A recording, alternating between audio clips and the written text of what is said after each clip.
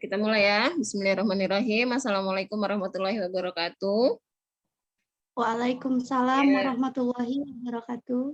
Oke, terima kasih atas waktunya adik-adik semua, yang pasti kalian tetap sehat ya, dalam kondisi apapun. Hari ini tetap sehat. Ya, alhamdulillah masih semangat untuk kuliahnya. Kita meneruskan materi yang sebelumnya. Jadi kita kali ini pertemuan keempat untuk tanaman alternatif ya, tanaman budidaya alternatif. Nah, jadi materi sebelumnya kemarin sudah Ibu sampaikan tentang peranan pertumbuhan dan perkembangan tanaman ya, yang Ibu suruh pelajari di minggu yang lalu. Oke, jadi hari ini Putri masih ingat kemarin belajar yang sudah mempelajari apa aja, Put? Yang Ibu share materinya? Yang Ibu share kemarin. Apa deh? Bu. Pak. Diana gimana Diana? Masih ingat nggak?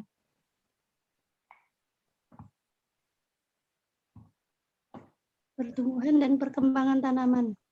Oke, pertumbuhan dan perkembangan tanaman. Ya. Oke. Baik. Nah, jadi kita meneruskan itu.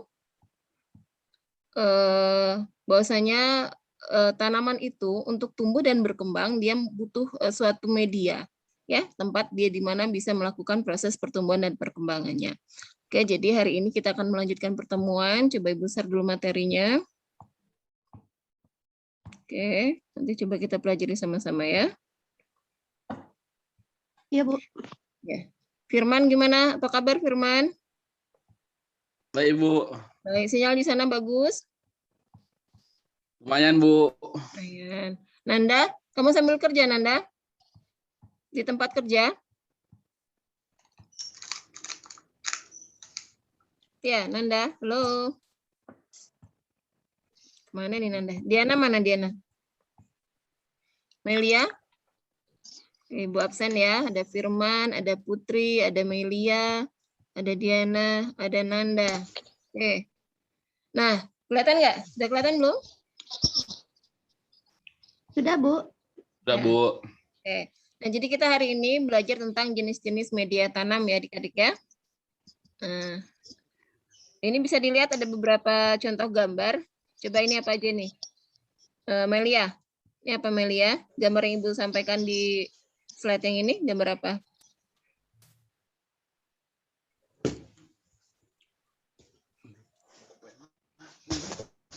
Oke, gambar apa, Melia? Suaranya udah di mute belum? Oke, belum ya? Oke, coba tulis di chat aja. Di chat aja. Kalau nggak bisa untuk ini karena sinyalnya agak kurang bagus, di chat. Ibu buat gambar apa aja di slide ini? Tanah, Kemudian, air. kemudian, Itu yang mirip tanah apa ya, Bu? apa? Enggak pasir, jelas. bukan? Kurang. Pasir. Oke, jadi ada tanah, ada air, ada bebatuan, ada apa? Pasir ya. Pasir. Oke.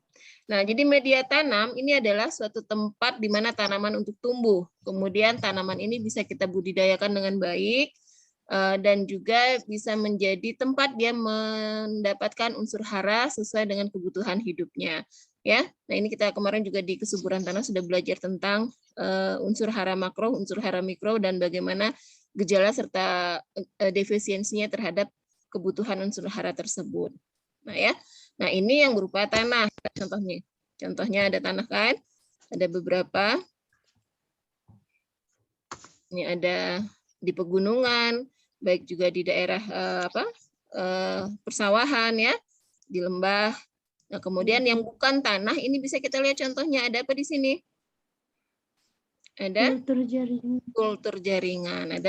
Ada media untuk membudidayakan secara kultur jaringan. Oke. Nah, kemudian berikutnya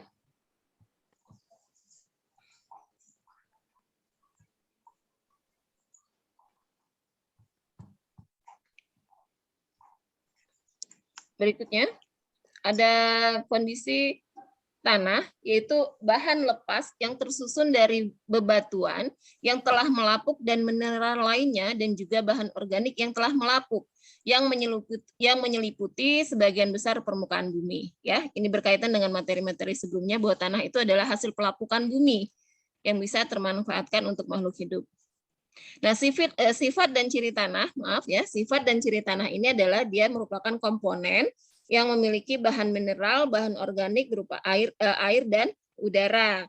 Jadi sifat fisika, kimia, dan biologinya ada tekstur, ada struktur, ada konsistensi, porositas, kemudian ada berat jenisnya, ada pH tanahnya, ada KTK, kejenuhan basa, potensi redoks, organisme, dan proses biologi. Nah, apa organismenya ini? Ada organisme makro, meso, dan mikrofauna atau mikroorganisme yang ada di dalam tanah, yang melihatnya sangat kecil sekali, dan itu adalah makhluk hidup yang sangat mempunyai fungsi untuk melakukan dekomposisi terhadap unsur hara yang dibutuhkan oleh tanaman. Ya, nah secara proses biologinya ada fiksasi N, kemudian ada dekomposisi, mineralisasi bahan organik, kemudian ada proses amonifikasi dan nitrifikasi, denitrifikasi, serta oksidasi dan reduksi. Ini kemarin sudah kita pelajari di penyerapan unsur hara makro dan mikro ya kemarin. Nah, kemudian dalam kaitan dengan sifat tanah, manfaat tanah bagi tanaman adalah sebagai penyedia air, ya, sebagai penyedia air, kemudian sebagai penyedia unsur hara, dan sebagai tempat bertumpunya tanaman. Nah, habitat mikroorganisme, perombak yang berperan dalam siklus karbon dan unsur hara, kemudian juga sebagai penyangga perubahan suhu dan aliran air antara atmosfer dan air tanah, dan sebagai penyangga pH dan unsur hara. Oke, pH apa? Coba singkatannya apa? pH. Kenapa? pH itu apa tuh? Coba. Firman Prambudi, tahu nggak pH itu apa, Dek, singkatannya, Dek? Biar kita sama-sama tahu. pH apa? Yang dia menyebabkan tanahnya menjadi asam. Oke. Putri tahu? Putri? Oke, yang tahu boleh di chat ya. Power of hidrogen ya. Power of hidrogen. Jadi pH itu adalah power of hidrogen. Kemampuan atau kekuatan dari reaksi-reaksi hidrogen yang ada di tanah sehingga menyebabkan status tanah itu basah atau Asam. tanah basah atau tanah masam. Oke. Nah, ya, jadi kemudian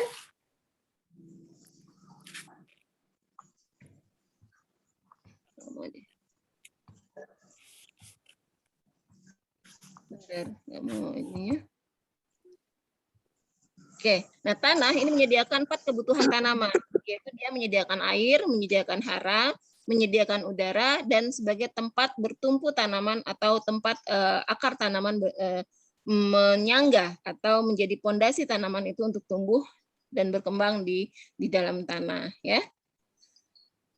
Nah, penyebaran dan jenis tanah ini adalah sejarahnya. Nanti kita tidak mempelajari ini secara detail, tapi cukup kita sebagai pengetahuan saja. Nah, di daerah humid, tropis, kemarin ada areal humid, ada areal arid ya. Masih ingat ya? Mata kuliah kemarin, hari Senin, ada areal humid dan areal arid. Nah, di daerah humid, tropis di Indonesia terdapat 10 orde tanah. Ada histosol, ada entisol, ada ensiptisol, kemudian ada vertisol, ada andisol, dan juga ada alfisol, mualisol, oksisol, dan spodosol. Nah, ini adalah beberapa penyebaran dari tanah berdasarkan karakteristiknya, ya. Nah, pengolahan tanah ini bisa dilakukan kegiatan yang memanipulasi teknik terhadap tanah. Tujuannya untuk apa? Karena kita adalah budidaya alternatif, artinya bagaimana kita nanti mencoba menerapkan teknologi-teknologi alternatif untuk pengelolaan tanah ataupun media tanam, sehingga bisa membudidayakan tanaman dengan baik dengan menggunakan alternatif atau inovasi teknologi. Nah, jadi kegiatan manipulasi teknik terhadap tanah ini tujuannya apa? Itu yaitu mencampur dan menggemburkan tanah, ya, pengolahan tanah ini, kemudian mengendalikan tanaman pengganggu, mencampur sisa tanaman dengan tanah, menciptakan atau membuat kondisi tanah untuk pertumbuhan akar yang ideal. Kemudian setiap upaya pengolahan tanah akan menyebabkan perubahan sifat tanah, baik secara biologis maupun secara fisika, gitu ya. Oke. Nah, ini cara pengolahan tanah. Tadi ada bagaimana tujuan kita mengolah tanah, sekarang ada cara pengolahan tanah. Yaitu dengan menggunakan cangkul, ini relatif tidak menyebabkan pemadatan pada lapisan bawah, namun tanah sering terbuka sehingga rawan erosi, dispersi agregat, artinya perubahan agregat. Nah, kemudian menggunakan bajak singkal, penggumuran tanah pada lapangan diolah sampai 30 cm. Kemudian relatif tidak menyebabkan pemadatan pada lapisan bawah. Bajak singkal berfungsi membalik tanah dan sekaligus memendam gulma. Nah, bajak singkal bisa ditarik oleh hewan atau traktor, ya. Nah, apa nih? Yang digambar Ibu apa nih, Nanda? Pernah lihat nggak ini, Nanda? Kamu melakukan pertanian nggak? Pernah bajak sawah nggak, Nanda? Belum pernah bajak sawah, Bu. Oh, belum pernah. Oke. Kalau nengok bajak sawah pernah, Bu. Pernah, tapi belum pernah melakukan. Nah, ini apa ini? Dia Iya. pakai bajak singkal atau cangkul yang dipegang sama Pak Tani nih? Kira-kira. Iko kau mata untuk bajak tuh, nah, Bu. Ya, mata untuk bajak ya. Bajak singkal ya. Yang biasanya ditarik oleh kerbau, sapi. Yo, kerbau tuh, Bu. Kerbau, oke. Nah, Kalau ini ya. sapi tidak bisa, Bu. Sawah, Bu. Oh, tidak bisa sapi ya. Oke. Nah, ini dia menggunakan apa? Kalau tadi pakai bajak singkal sama cangkul.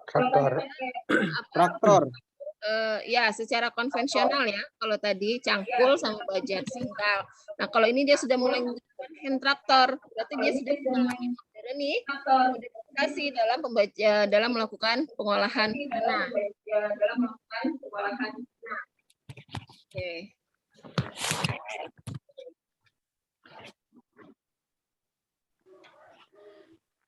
Gimana kira-kira ada yang mau ditanyakan dulu nggak sebelum Ibu melanjutkan?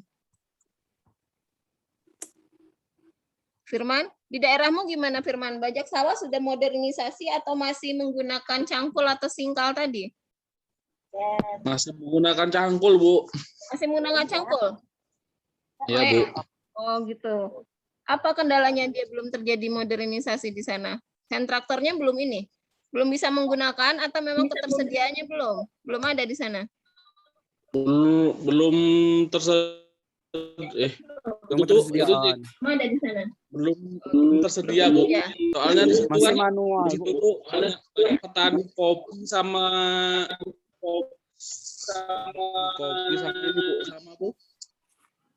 sama petani aren. Oh gitu. Iya. Di sana banyaknya tanaman tahunan ya? Ya, Bu. Kopi sama aren. Oke. Nah, ini tadi selain cangkul, selain singkal, kemudian ada traktor, ada garu. Garu ini khusus untuk apa? Untuk khusus dilakukan pada pengolahan tanah sawah. Gunanya untuk menghancurkan atau melumpuhkan tanah dan meratakan medan ya. Garu. Garu ini seperti garpu ya. Garpu ya. Yang menggarut atau mencampur mengaduk. Nah, ini kemudian tanah langsung dihancurkan, terpotong dan dipendamkan, tenaga penggerak menggunakan diesel engine. Nah, bandingkan dengan yang tadi, kalau tadi kan garu, ya, garu, tapi dia sekarang menggunakan diesel. Jadi sama fungsinya, untuk menghancurkan tanah, kemudian memendamkan gulma. Ini kan sama nih, kalau garu kan dia nanti nyangkut tuh rumput-rumputnya ya. Ketarik kan di garpu itu ya. Nah, ya.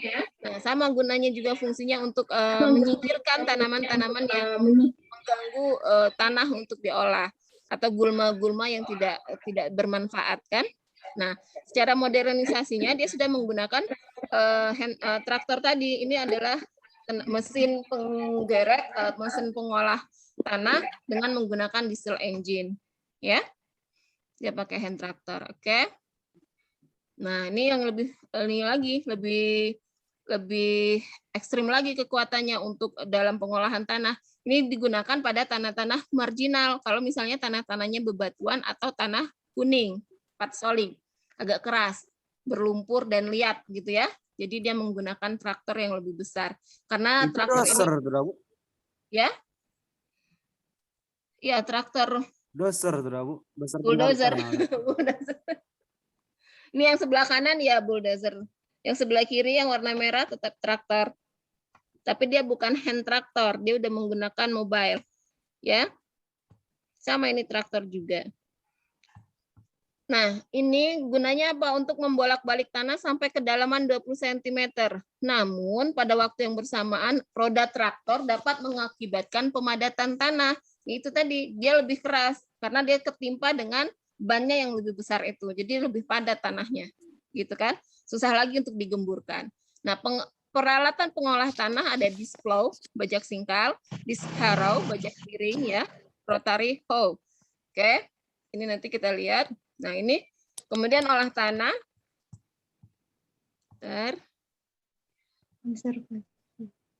Oke, ini agak susah untuk menggeserkannya. Ini contohnya ya, dalam pengolahan tanah, persiapan lahan dengan menyisakan sisa tanaman di atas permukaan tanah sebagai mulsa.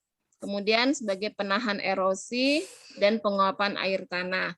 Menghemat tenaga dan waktu, menjaga kandungan bahan organik, kemudian air tanah, dan menjaga lapisan olah tanah. Nah, ini olah tanah, sistem olah tanah yang dilakukan, kita biasanya melakukan seperti ini ya, membedeng gitu ya. Kemudian di daerah-daerah yang memang bisa kita lakukan sistem pertaniannya. Nah, ini tanpa olah tanah. Jadi dia langsung saja misalnya pada contoh padi sawah pasang surut. Ini kalau di rawa-rawa pernah lihat nggak sawah yang ada di rawa-rawa? Bukan sawah irigasi. Jadi dia nggak pakai olah tanah, tapi dia langsung ditanam saja sama petaninya di sana, karena dia daerah rawa. Di daerah kalian ada yang Ada di Bengkulu, Bu. Ya? Kenapa Nanda? Di Bengkulu ada, Bu. Di Bengkulu, ya. Karena di Bengkulu di daerah apa? Daerah dataran rendah, kemudian juga dia daerah pesisir, ya. Daerah pesisir. Biasanya daerah pesisir itu kan banyak daerah-daerah yang salinitasnya tinggi, baik dia tergenang karena rawa maupun karena kandungan garamnya yang terlalu tinggi. Oke. Nah, ini beberapa tanah yang harus diolah ya, kegiatan-kegiatan sistem pertanian. Jadi tanah yang banyak semak belukarnya kayak gini, kalau kita menggunakan cangkul kira-kira gimana? Anda? Tidak efisien. Tidak efektif dan tidak efisien. Susah karena dia ya betul. Nah, ini dia nanam kacang kedelai atau kacang-kacangan, gunanya untuk apa? Di lahan kering seperti ini. Nih. Pemborosan tanah. Pemborosan tanah. Dia berguna untuk memfiksasi N. Jadi kalau tanaman kacang kan punya ini ya, bintil akar ya, rizoma. Bintil akar. Pernah ingat nggak? Dia gunanya untuk memfiksasi N, membantu tanah dalam memfiksasi N, sehingga ketersediaan N di dalam tanah salin, tanah yang terkondisi cekaman ya, yang tercekam baik kekeringan maupun salinitas, itu kalau dia ditanami dengan tanaman-tanaman kacang-kacangan, itu bisa membantu proses fiksasi N, ketersediaan N di dalam tanahnya itu. Nah, ini beberapa contoh kegiatan pengolahan tanah yang harus dilakukan. Oke. Nah, jadi pengolahan tanah itu ada pengolahan lahan basah dan lahan kering. Nah, pengolahan lahan cara basah biasanya di Indonesia itu tanaman padi, media dilumpurkan atau penghancuran agregat. Jadi agregat itu bentuk-bentuk tanah ya, yang gumpalan-gumpalan tanah ini itu. Nah, kemudian menahan perkolasi aliran air, pelarutan hara, memudahkan tanaman, kemudian memudahkan pemeliharaan. Nah, ini lapisan tapak bajak, dan boros air. Ini biasanya kalau cara pengolahan secara basah. Ya. Nah, kemudian pengolahan tanah secara kering Ini biasanya dilakukan oleh daerah-daerah yang dibudidayakan secara besar-besaran untuk skala industri. Misalnya pada hamparan tanaman pangan untuk sorghum, misalnya seperti ya umbi-umbian, tanaman-tanaman hortikultura seperti buah-buahan, sayur-sayuran, dan yang sifatnya biasanya ini dia anual, tanaman anual. Nah, maksudnya yang tanaman anual apa? Ada yang masih ingat nggak? Halo, tanaman anual, ada yang masih ingat kah? Apa coba tanaman anual? Kamaludin, apa deh? Tanaman anual, apa tuh?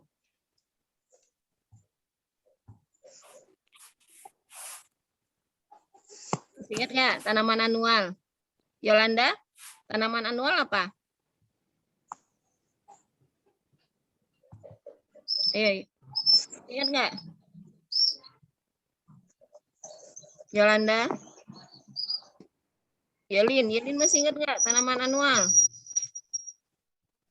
Anual, binual, perennial. Putri masih ingat? Coba Ibu mau lihat. Coba catat di chatnya. Di chat. Oke, silakan di chat. Tanaman anual itu apa? Tanaman musim. Anual. Tanaman? Tanaman musiman, Bu. Tanaman semusim. Iya, tanaman Tanaman musiman. semusim. Oke, tanaman anual itu adalah tanaman semusim, ya. Semusim. Iya. Musim.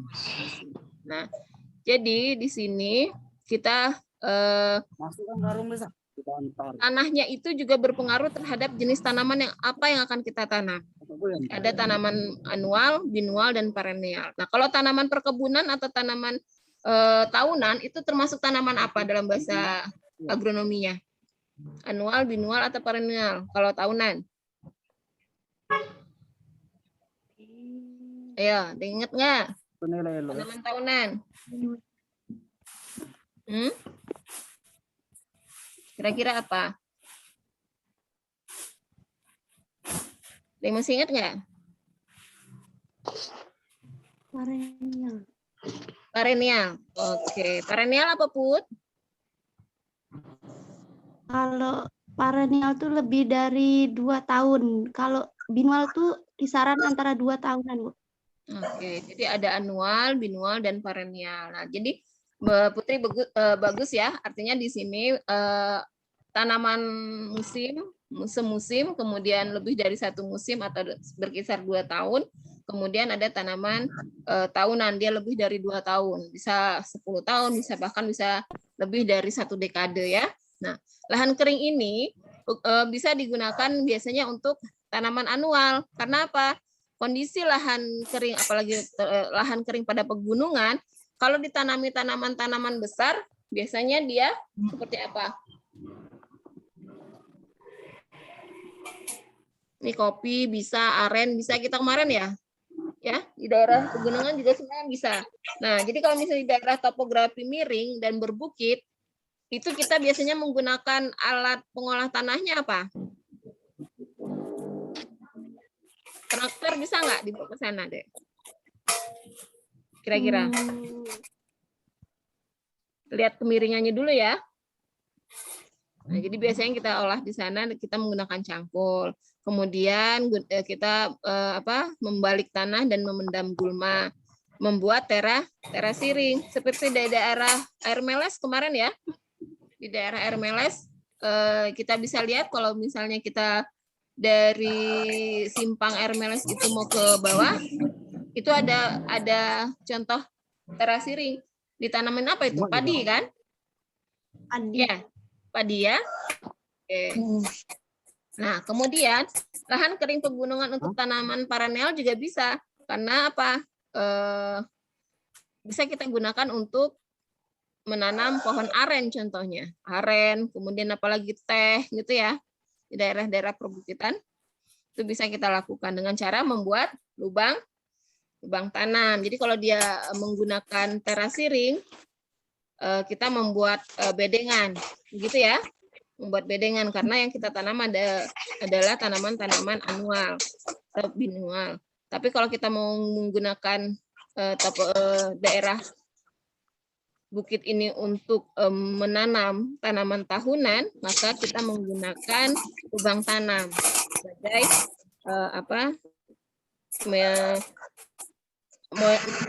sebagai modelnya atau metodenya untuk melakukan penanaman. Oke. Baik, ada yang mau ditanyakan nggak sebelum ibu lanjut? Nah, ini pernah lihat nggak ini hamparan apa ini? Ada yang pernah ke kebun sawit kah? Daerah mana ini? Lewat aja, Bu. Lewat aja. Jadi ini dilihat dari GPS atas ya, dari atas ya. Itu jalan tol lah, Bu. Jalan tol. Oke. Ini jalan tol Bengkulu nanti kira-kira kayak gini nggak? Jalan tol Bengkulu kira-kira begini nggak? Di sepanjang jalannya ada tanaman-tanaman tahunan. Ini tanaman apa? Kelapa sawit atau kelapa? Kelapa sawit. Kelapa sawit ya. Di Sumatera ini Muat, terkenal dengan kelapa sawitnya. Oke. Nah, ini karena kita sudah mulai masuk ke minggu keempat, jadi agak sedikit ngebut. Untuk materi kemarin ya, karena kemarin Ibu hanya menyampaikan lewat WA. Sekarang, nah jadi dari beberapa media tadi ada tanah, ada air yang awal Ibu sampaikan tadi, ada bebatuan ya. Nah, itu ternyata merupakan salah satu media yang bisa kita lakukan inovasi ya, atau kita lakukan teknologi. Ya, contohnya adalah media tanaman yang berasal dari dari apa? Air.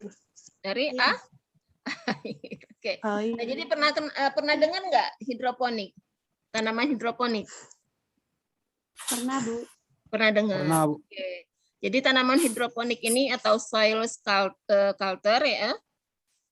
Jadi soil culture sejak abad 16 itu kebun tergantung di Babylon, kebun terapung Aztec, Meksiko, kemudian budidaya tanaman di air oleh orang Mesir dan Cina. Ini sedikit kita berbicara tentang sejarah hidroponik. Nah, kemudian pada 1860 seorang ilmuwan Jerman, Sachs dan Knops, itu menanam tanaman dalam larutan nutrisi N, P, K, Ca, Mg, dan S.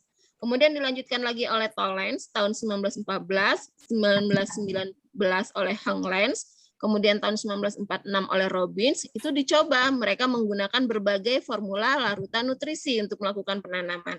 Dan kemudian pada 1930, Dr. W.F. Jerick dari Universitas California itu menanam tanaman dalam larutan nutrisi dalam skala komersil, jadi lebih besar. Jadi hanya percobaan tadinya dilakukan oleh ilmuwan Jerman, kemudian pada tahun 1830 dikembangkan lagi oleh Dr. W.F. Jerick ini dengan skala besar. Kemudian muncullah konsep hidroponik. Hidroponik itu apa? Artinya hidro itu adalah air dan ponos itu kerja. Jadi budidaya tanaman tanpa adanya penggunaan tanah di sana. Jadi tanah itu media yang biasanya kita lakukan menggunakan tanah, ini digantikan dengan menggunakan media air. Gitu ya. Ini hidroponiknya seperti itu prosesnya. Terjadilah inovasi di sana. Bagaimana kita melakukan budidaya alternatif kalau tidak menggunakan tanah. Karena apa? Penduduk dunia semakin lama semakin meningkat. Kebutuhan akan pemukiman, kemudian aktivitas manusia yang semakin banyak itu menimbulkan pergeseran nilai terhadap fungsi lahan, sehingga banyak sekali menimbulkan permasalahan-permasalahan yang timbul dalam pengelolaan sistem budidaya. Nah, semakin lama semakin berkembang, akhirnya ilmuwan banyak yang menemukan bagaimana kita melakukan sistem budidaya tanpa menggunakan tanah, gitu ya. Nah, muncullah konsep hidroponik, yaitu sistem budidaya dengan menggunakan hidro atau menggunakan air. Oke. Nah, kemudian selanjutnya ini tadi konsepnya ya. Jadi di sini air, ada anorganik, ada organik, ada bahan mineral, kemudian ada larutan tanah, ini digantikan dengan larutan nutrisi kalau di hidroponik. Jadi ada garam anorganik, dan juga larutan nutrisi sebagai daerah untuk perakaran tanaman. Ya. Paham sampai sini? Ada yang mau ditanyakan? Ada yang mau ditanyakan nggak? Paham, Bu. Paham ya? Nah, ini adalah beberapa kombinasi larutan nutrisi yang biasa digunakan Ini pada Melia. sinyal ya, Dek? Sinyal ya, Bu. Keluar Iya, sendiri. sinyal ini kayaknya terpental. Oke, jadi sampai mana tadi? Sampai hidroponik ya. Nanti, oke. Hmm. Kalau gitu coba nanti kita lanjutkan lagi di WA Group. Sebelumnya, biar kita lebih efektif, ini nanti Ibu selesaikan saja yang di ruang Zoom. Iya, Oke. ya, Bu. Nah, jadi ini ya, Melia. Nanti ada penugasan seperti biasa, kita mencari jurnal yang berkaitan dengan budidaya hidroponik, ya, Melia. Iya, Bu, siap. Budidaya hidroponik ya, Bu. Ya, budidaya hidroponik. Kemudian siapkan 2 jurnal. Setelah itu kita akan buat grup juga, grup project di sana. Kita membuat satu kegiatan sistem budidaya hidroponik ini. Nanti ada beberapa jenis teknologi alternatif yang bisa kita gunakan, misalnya hidroponik, kemudian vertikultur, begitu ya. Nah, nanti itu menjadi sebuah tugas kelompok yang bisa kita diskusikan. Nanti ada dibagi kelompoknya ya, Bu. Ya, kita bagi kelompoknya. Nah, nanti ada proyek masing-masing buat budidaya alternatif sesuai dengan karakteristik wilayahnya. Misalnya di daerah Rimbo Pecap itu kan daerah persawahan, ya. Nah, kemudian di daerah Selupurjang dia daerah perbukitan, gitu kan? Nah, nanti kita mengadopsi atau melakukan sistem budidaya alternatif itu sesuai dengan karakter wilayah masing-masing. Nah, dari situ nanti baru kita melihat keunggulan, kemudian kelemahan dari sistem budidaya yang kita lakukan, kita rangkum dalam bentuk laporan. Begitu ya? Oh ya, Bu. Ya. Oke, jadi tugas individunya tadi mencari jurnal yang berkaitan dengan budidaya secara hidroponik, ya. Kemudian itu minimal 2 jurnal. Kemudian kita membuat proyek untuk kegiatan di praktikum kita, yaitu menggunakan teknologi alternatif untuk melakukan sistem budidaya. Oke, baik, ada yang mau ditanyakan nggak? Yang tugas yang 2 jurnal tadi itu di resume ya, Bu ya? Ya, di resume seperti biasa, kita buat PPT-nya, kita presentasikan. Nanti sebelum UTS itu. Dan 2 kali pertemuan. Ini kan minggu keempat ya. Jadi sebelum UTS nanti kita melakukan itu. Jadi ada waktu sekitar 2 minggu. Oke. Iya, Bu. Ada yang mau ditanyakan lagi? Cukup, Bu. Cukup ya. Baik, jadi hari ini mungkin materi yang bisa Ibu sampaikan sampai di sini. Nanti ini ada kelanjutannya di minggu depan. Jadi jenis-jenis media tanam ini, kemudian jenis-jenis inovasi atau teknologi berdasarkan media tanam yang kita gunakan, ini akan bersambung di minggu depan. Ya. Jadi mudah-mudahan kita dalam kondisi sehat, kemudian sinyal juga bisa baik kondisinya. Nah, nanti kalau memang kita perlu tatap muka, sebelum UTS kita tatap muka. Tapi lihat dulu peraturan dari kampus ya. Nah, jadi terkait itu, mudah-mudahan tugasnya bisa kita selesaikan tepat waktu. Kemudian kalian tetap semangat untuk melakukan perkuliahan dengan kondisi apapun. Gitu ya. Ya Firman ya.